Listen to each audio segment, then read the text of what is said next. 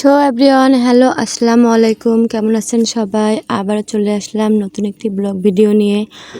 তো কেমন আছেন সবাই? আশা করি অনেক ভালো। আলহামদুলিল্লাহ, আপনাদের দোয়ায় আমিও অনেক ভালো আছি। তো আজকে জানাবো কিভাবে আমি আমার 5,000 ফলোয়ার এবং 60,000 মিনিট ওয়াচ টাইম কমপ্লিট করলাম। তো তার আগে একটা কথা আপনাদেরকে বলতে চাই, তা হলো যে আপনারা যে কোনো কাজেই করেন না কেন, সে কাজে আপনাকে অবশ্যই কনসেন্ট্রেট করতে হবে এবং মনোযোগ সহকারে কাজ করতে হবে এবং তাকে সময় দিতে হবে এবং সময় বের করে আপনাকে নিয়মিত সেটার উপর মনোযোগী হতে হবে। সময় মেনটেন করাটাই হচ্ছে আমাদের ফেসবুকের মেইন উদ্দেশ্য। তো আসল কথায় আসি বন্ধুরা, তো চলে আসলাম কি কারণে, কিভাবে আমি আমার ওয়াচ টাইম এবং 5,000 ফলোয়ার পূরণ করলাম।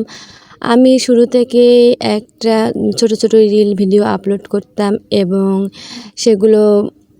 সেগুলো ভিডিও আপলোড করতাম এবং অনেকেরই পছন্দ হতো না। ধীরে ধীরে আপনাদের ভালোবাসা পেয়ে আমার ভিডিওগুলো দেখতে সবার ভালো লাগে এবং ফলোয়ার বাড়তে থাকে এবং একসময় আমার 60,000 ফলোয়ার্স কমপ্লিট হয় এবং 60,000 মিনিট 5,000 ফলোয়ার কমপ্লিট হয় এবং 60,000 মিনিটও অলরেডি কমপ্লিট হয়ে গেছে আলহামদুলিল্লাহ। এখন আমি মনিটাইজেশনের জন্য সাবমিট করছি, ইনশাল্লাহ হয়তোবা আল্লাহর যদি রহমত থাকে পেয়ে যাব।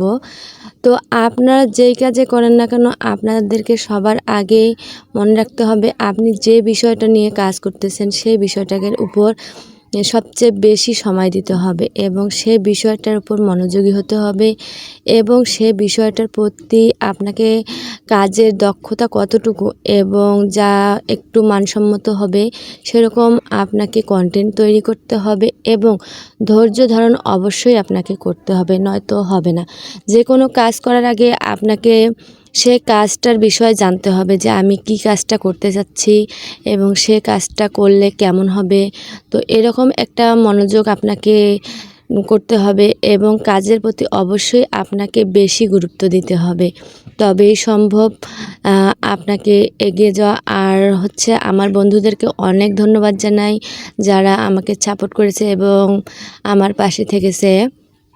তো আর একটা কথা বলতে চাই যে আপনারা যারা নিয়মিত কাজ করবেন ফেসবুকে, তারা অবশ্যই একটা জিনিস মনে রাখবেন যে কোনো কাজ করার আগে অবশ্যই আপনাকে ফেসবুকের পেজ সম্পর্কে গুরুত্বপূর্ণ বিষয়গুলো জানতে হবে, যে কী ধরনের ভিডিও আপলোড করলে আপনাদের ভিডিওগুলো সুন্দর হবে এবং এবং দেখার মতো হবে এবং কি বিষয় নিয়ে কাজ করতে চাচ্ছেন সে বিষয়ের প্রতি আপনাদের কতটুকু যোগ্যতা আছে তা অবশ্যই আপনাকে খুঁজে বের করতে হবে। আপনার প্রতিভা আপনাকেই খুঁজে বের করতে হবে, তবে সম্ভব যে আপনি আপনার কাজের প্রতি কতটুকু আগ্রহী।